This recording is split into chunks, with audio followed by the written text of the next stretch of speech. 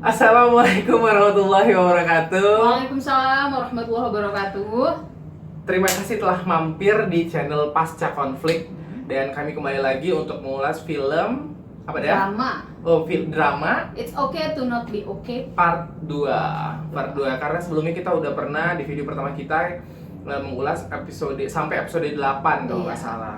Jadi ini selesai. Jadi kita mengulasnya sampai episode terakhir. Dan bagaimana ulasannya? Seperti ini.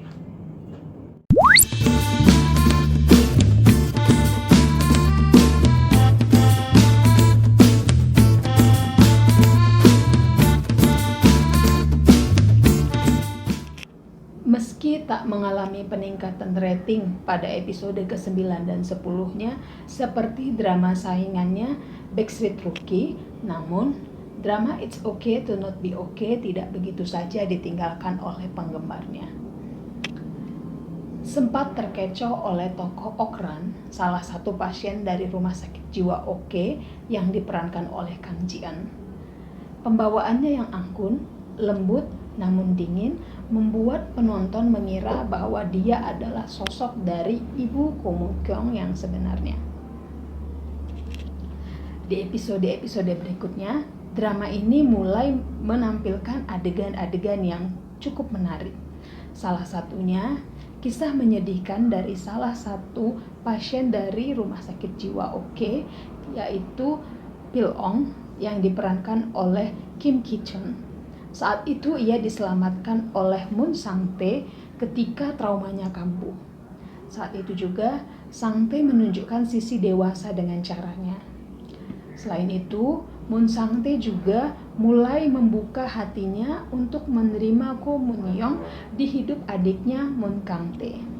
Tidak hanya itu, sisi dewasa Moon Sang-tae juga terlihat dari perhatian dan kasih sayang yang ia berikan kepada Moon Kang-tae layaknya seorang kakak terhadap adiknya. Di saat Gang-tae, Sang-tae dan Ko Mun Young menjadi keluarga kecil yang bahagia, tiba-tiba ibu Ko Mun Young datang menunjukkan jati dirinya lewat kupu-kupu, lewat menggambar kupu-kupu di mural Sang-tae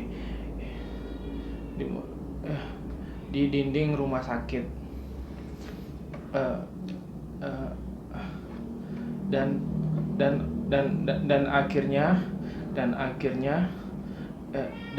Dan akhirnya membuka teka-teki siapa sebenarnya Ibu Mun Young yang selama ini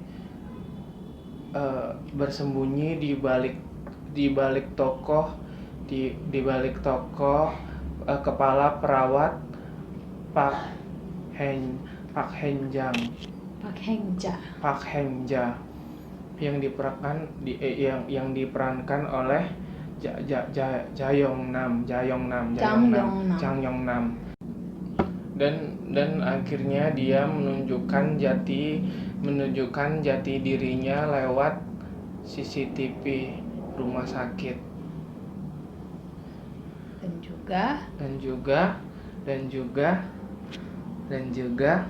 Menculik Sang-tae dan membawanya ke kastil terkutuk untuk menjebak Mun Young dan Gang-tae.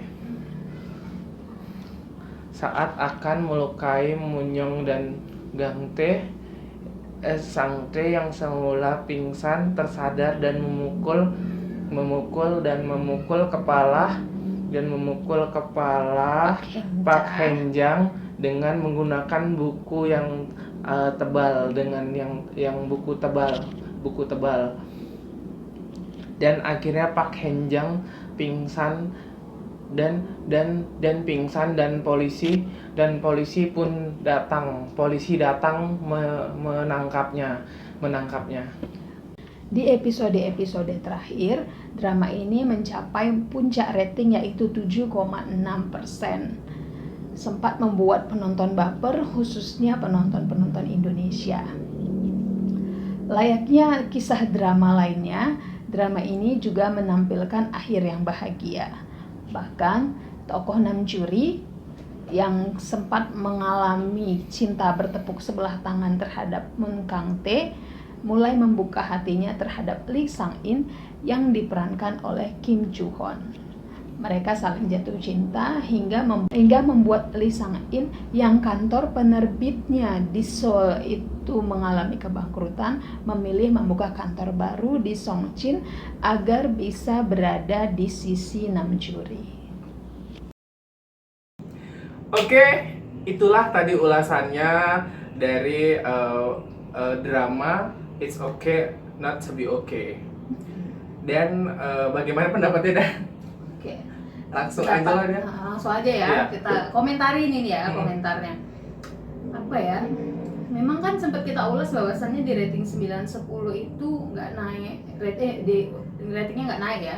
Memang saya merasa apalagi di episode 9 itu alurnya tuh agak lambat, jadi kayaknya sempat ya, sempat sedikit membosankan ya. Agak lambat alurnya di 9 itu. Jadi mungkin itu penyebab dia nggak naik ratingnya di 9-10 kan. Beda dengan saingannya Backstreet Rookie, ternyata kan Backstreet Rookie sama dia bener-bener mulainya sama, abisnya sama, jadi bersaing banget itu. Jadi kalau udah ada yang ngebandingin It's Okay to Not Be Okay ini pasti sama Backstreet Rookie itu sih ya. Terus apa ya, ada beberapa kayaknya menurut saya yang kok nggak dibuka sih. Itu ibunya kan diceritakan sudah jatuh, kepalanya berdarah, disimpan di gudang. Terus yang walaupun apa kan ada adegan kayaknya dia dibuang ke laut. Ke laut, ke danau gitu. Ke danau gitu ya, ke danau. Nggak ada cerita walaupun sedikit itu kenapa dia bisa tiba-tiba jadi perawat rumah sakit gitu. Iya juga Ya sih kan? sebenarnya. Iya. Sedikit aja menjadi gitu. Nggak ada benang merahnya ya. Masa tiba-tiba dia jadi itu. Makanya hampir nggak ada yang nebak juga bahwasannya itu dia gitu kan. Malah lebih mencurigakan si Okran saat itu. Mencurigakan karena pembawaannya kayak gitu, dia nyanyi-nyanyi gitu. Walaupun itu sebenarnya suruhan si kepala perawat. Iya, dia kan? ternyata jadi wayangnya. Dari dalangnya. Iya, dari ini wayangnya si Okran. Okran jadi ini ya. Kan. Itu kan jadi saking kan memang nggak ada gambaran kecuali ya Ewin bilang ada curiga-curiga aja. Iya, curiga. Kalau aku sih curiganya itu di episode berapa itu ya? Pokoknya dia si perawat, kepala perawat ini tahu kalau Ibu Okran itu nggak akan balik lagi sampai harus membersihkan kamarnya gitu. Oh iya, BTW hari ini Ion lagi sakit, lagi berhalangan, jadi diganti sama Mang Tae. Mang Tae diem-diem aja. Oke, itu lanjut, ya. Dan menurutmu episode paling epic dari 1 sampai 15? 1 sampai 16? Mana ya?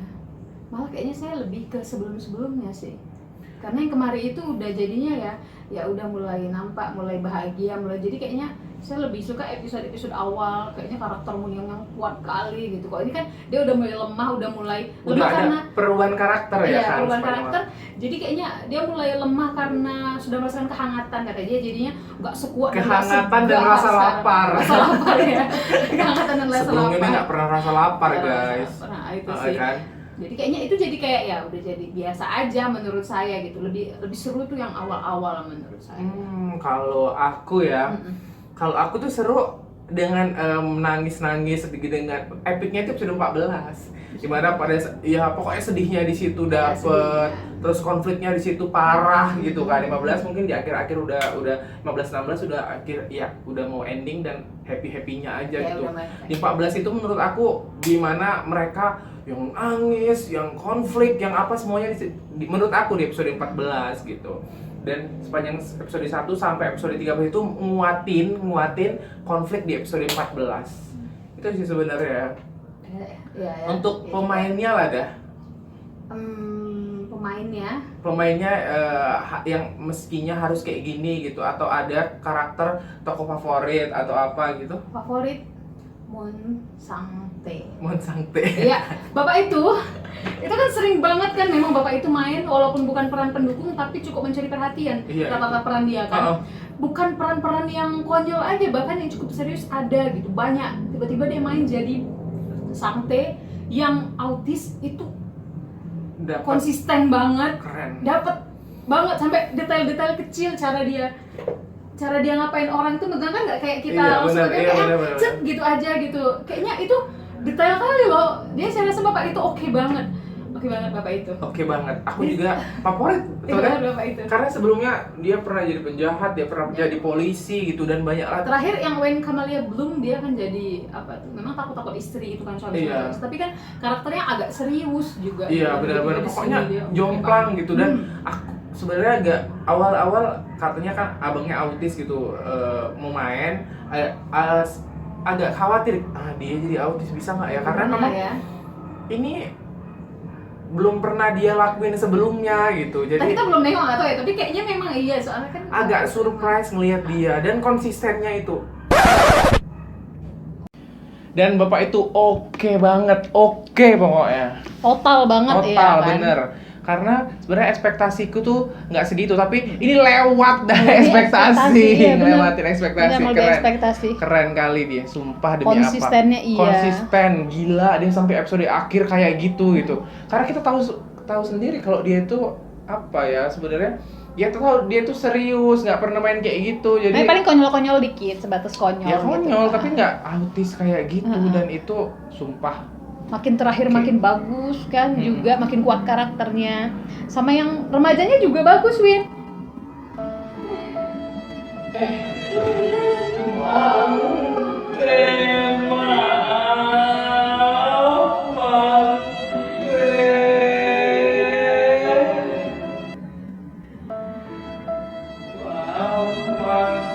Sampai jatuh. Oke, itu kan terus juga. Iya, dan sebenarnya gini ya, karena memang drama Korea itu lebih total dari segi budget. Lebih dari apapun dari episode dari drama Aku Menangisnya Indonesia lah pokoknya ya secara umum. Wow. Pokoknya kayak gitu, dia lebih total. Jadi dari pakaiannya aja itu pembawaannya pun jalannya ininya semua. Enggak, saya pakaiannya dari komunyongnya itu itu mewah-mewah gitu loh. Dan bener-bener. Mereka itu bener-bener yang kadang-kadang kan suka tuh ada dibahas di artikel outfitnya si A, memang semuanya mahal-mahal. Bener, karena mereka total juga ya total banget gitu. Sponsornya jelas mungkin ya. Iya sih, di situ ada Samsul 20 sama Samsul 20 Ultra kan. Dan rata-rata kalau diperhatikan drama Korea pasti ada iklannya itu yang ambasadornya pasti tokoh utamanya. Iya betul. Ya kan, pasti itu kebanyakan. Sampai mobilnya mau vulkanik, pulpo bolehnya pulpo nggak? Pulpo oke lah, vulkanik lah itu. Ya kayak itu sampai itu semuanya total bener. Pas nonton Indonesia iklannya ya paling biskuit lebaran. Gak tahu juga kita iya kan? Ya, itu pokoknya itu total tentang totalitasnya. Mereka tuh kayaknya nggak takut budgetnya, nggak takut untung dikit gitu karena pasti karena total hasilnya kan pasti total juga. Pasti kan? budgetnya karena juga dibeli Netflix juga kan. Iya, berarti bagus banget ya. Seluruh dunia juga kayak mau itu. Ya. Terus ini sih apalagi, paling Win, saya nggak terlalu ini, makanya saya nggak terlalu suka episode terakhir ini karena ya agak klise gitu karena kan kebanyakan drama Korea itu pasti walaupun kisah cintanya udah dewasa itu pasti punya hubungannya waktu kecil, apakah itu dendam atau apa pasti ada. Mulai kalau udah jatuh cinta, rupanya ketahuan apa yang terjadi sebenarnya sempat agak jauh baru rupanya saling menerima. Itu klisenya sih.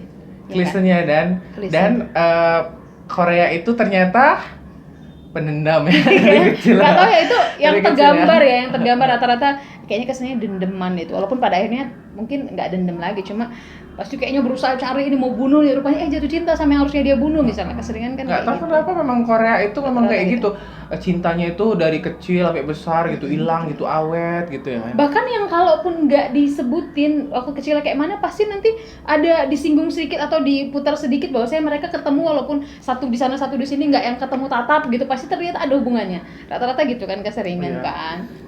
Ya mungkin karena alurnya kali ya. Memang mereka khasnya seperti itu. Yang dendeman dari kecil sampai tua, sampai dendam. Pokoknya intinya mereka amat sangat menyimpan rasa, entah itu rasa dendam, rasa cinta, rasa dan sebagainya. Iya sih, benar-benar. Ya kan? Dan apalagi dah kira-kira yang kurang gitu. Kurang udah tadi ya? Kurang udah. Bagusnya adalah mungkin memang temanya ya tetap kisah cinta gitu kan. Cuma kayaknya yang disempil-sempilin itu bener-bener anti mainstream kayak cerita-cerita dongeng. Iya, itu sebenarnya oke itu. Itu kan. Ilustrasinya juga bagus-bagus kan. Total benar gitu kayak mungkin kalau produksinya mereka itu sama produksinya dramanya Indonesia itu bisa 15 kali lipat gitu kali ya. Atau 20 kali lipat 12 gitu. kali Karena lipat. memang ilustratornya pasti beda. Itu itu pasti ngelibatin gambar kan, IT, ngelibatin banyak orang gitu. Jadi mereka total sekali. Jadi hasilnya bagus harusnya ya. juga film Indonesia itu drama Indonesia itu harusnya nyontoh kayak gitu Ya. gitu.